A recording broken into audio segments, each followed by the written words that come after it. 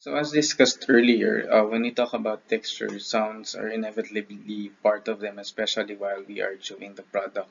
But on its own, of course, the sense of hearing has merits in sensory evaluation. No?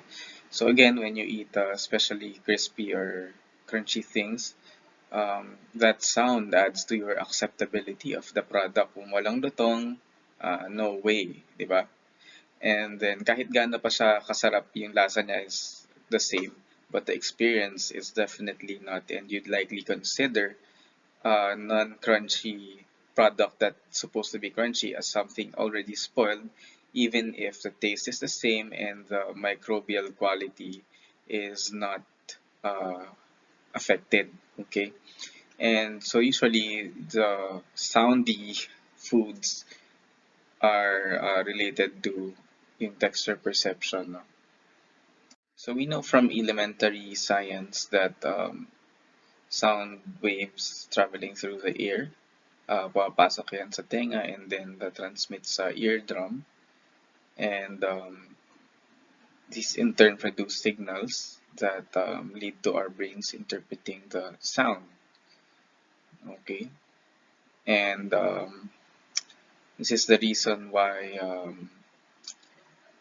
first of all, we need air to hear that if you were in an absolute vacuum, then you're not likely to hear sound at all, no? So yung reason for the loss of hearing as people grow older or as they are exposed to very loud sounds because um, the hair cells which are responsible for um, well in effect transcoding this sound. There are only 16,000 of them more or less in the human cochlea. And over time, nababawasan ito. And the more na mag-decrease sila, the less sensitive our hearing would be. And usually it happens through age and repeated exposure to very loud noises and some other factors that are still being studied. Okay, and these are responsible for coding out the vibrations into electrical signals that account for the frequency, intensity, and duration of the sound. Now, since these are somewhat mechanical, hindi naman pa ako nakarinig na ng sobrang nagloloko yung pag-decode ng sound. It's usually just the level of sensitivity that is affected. Then from the um, sound waves to the hairs, and then through those vibrations, it gets translated through nerve fibers and finally reaching the brain, allowing us to interpret what we heard. So you could read this article if you want to know more. And I'd also like to encourage you to be more mindful about ano ba yung mga sounds in particular that you look for when eating, no? And how does this tell, what does this tell you about the food? No? Usually, yung texture ng food yung may kinalaman dito. No?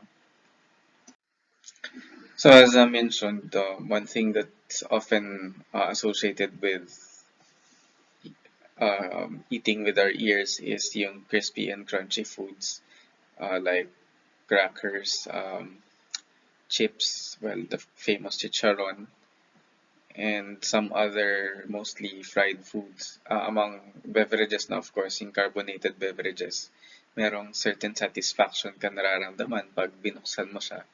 And off the bat, no, kapag nagbukas ka ng soft drinks and wala yung hiss when you twist the bottle cap, it's already indicative of something that's wrong, na wala na yung espiritu niya, so to speak. And you wouldn't probably enjoy that same drink uh, in the same way. No, like yung hindi naubos yung soft drinks, tinakpa na iwan sa ref ng ilang araw, pagbukas mo, wala nang fizz and all.